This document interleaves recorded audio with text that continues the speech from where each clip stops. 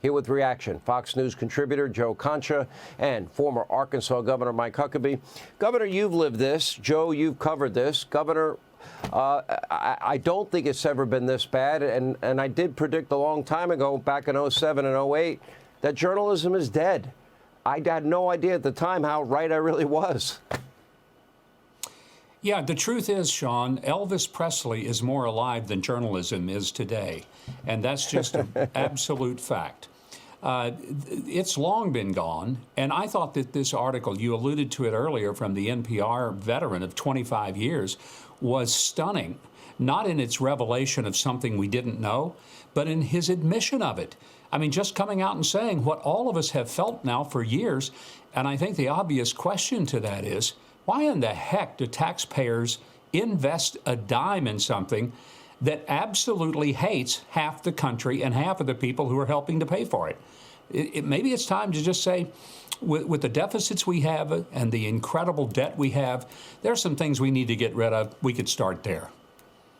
Do you see any network, news network, ABC, CBS, NBC, Joe Concha, MSDNC, fake news, CNN, New York Times, Washington Post? I mean, they are all aligned politically.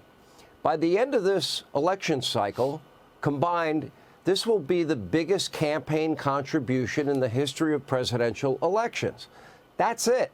I mean, you can't ask for more fawning coverage than what they give Joe Biden and more anti-Trump coverage. They're obsessed with him every second, every minute of every day.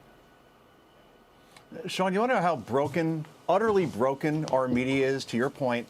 On MSNBC tonight, their special guest that they promoted the hell out of, by the way, on social media, was Michael friggin' Avenatti, phoning in from federal prison to comment on Donald Trump's trials, to give his analysis on the whole deal. You cannot make this stuff up. And look, here's the most telling part of that NPR story, and perhaps why I've seen, unless I missed it, nothing on the other so-called news networks regarding this piece. Yuri Berliner, who won't be invited to CPAC anytime soon, he is a liberal, wrote, quote, "The laptop was worthy," Hunter Biden's laptop, "but the timeless journalistic instinct of following a hot story lead was being squelched," unquote. So it appears that Trump's election 7.5 years ago probably prompted the biggest chain reaction in the history of this industry. Many journalists at outlets, and it doesn't matter what acronym we're talking about, NPR, PBS, NBC, ABC, CBS, CNN, MSNBC, renounced any rules and norms and ethics of journalism and then proceeded to basically bear hug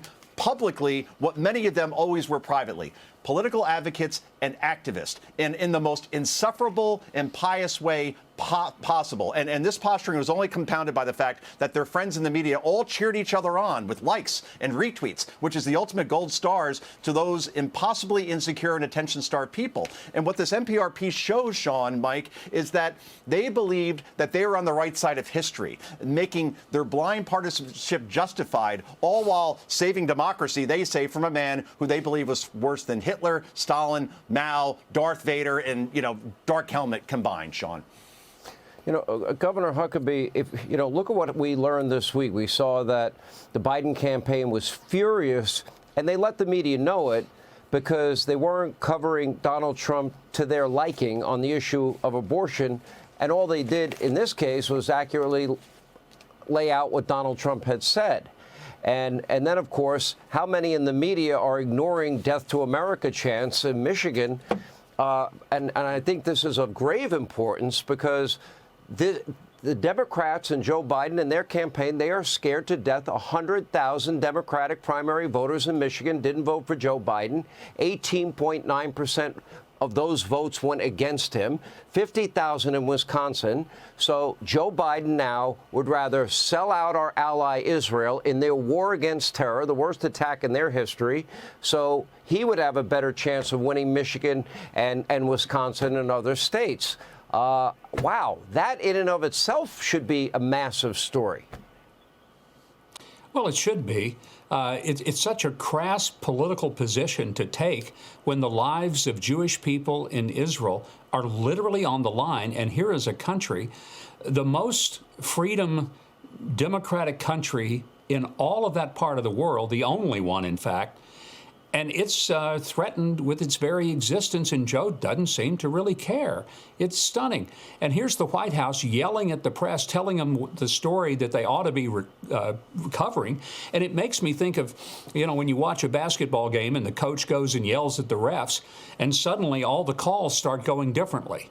I mean, that's what we're watching right before our eyes. They're screaming at the striped shirts, and the striped shirts have decided, take off the striped shirts, put on a jersey, and just go ahead and cheer for the home team. And that's what they're doing. It's a great analogy. Governor Huckabee, Joe Concha, thank you both. We appreciate it.